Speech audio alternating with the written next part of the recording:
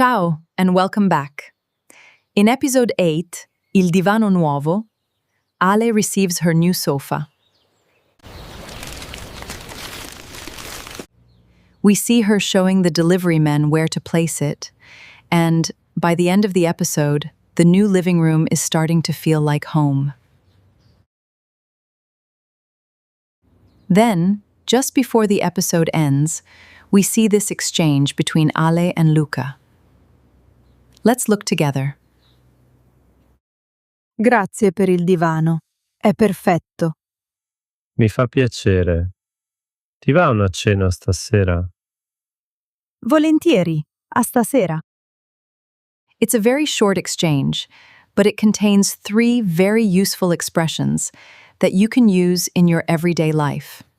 Mi fa piacere. Literally, it means it gives me pleasure.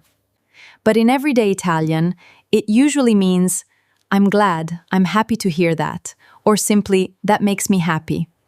For example, la casa è bellissima, the house is beautiful. Mi fa piacere, I'm glad. It's a warm, friendly expression you'll hear often in Italy. Next, ti va? Luca asks, ti va una cena stasera? This is a very Italian way to make a suggestion. Instead of asking directly, do you want dinner? Italians often ask, ti va? Which means something like, do you feel like? Or would you like? For example, ti va un caffè? Would you like a coffee? Ti va una passeggiata? Would you like to go for a walk?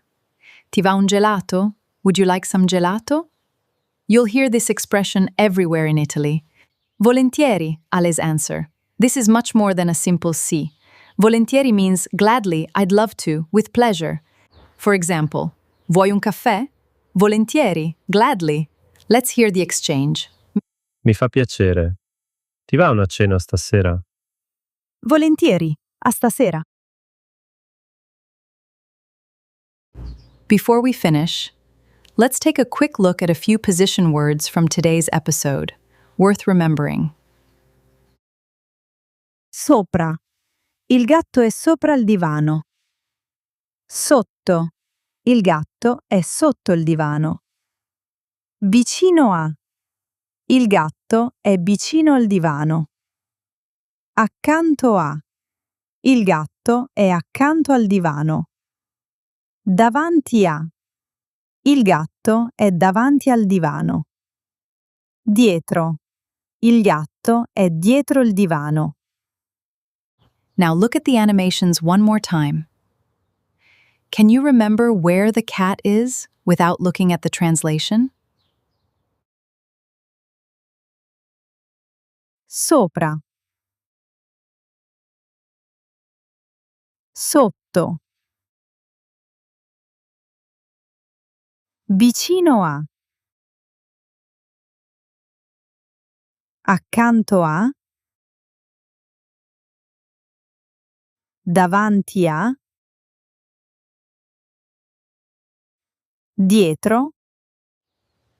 Thank you for watching. I hope today's words were easy to understand and easy to remember. If these illustrations and memory moments help you learn Italian, let me know in the comments. I'd love to hear what works best for you. A presto. Piano piano.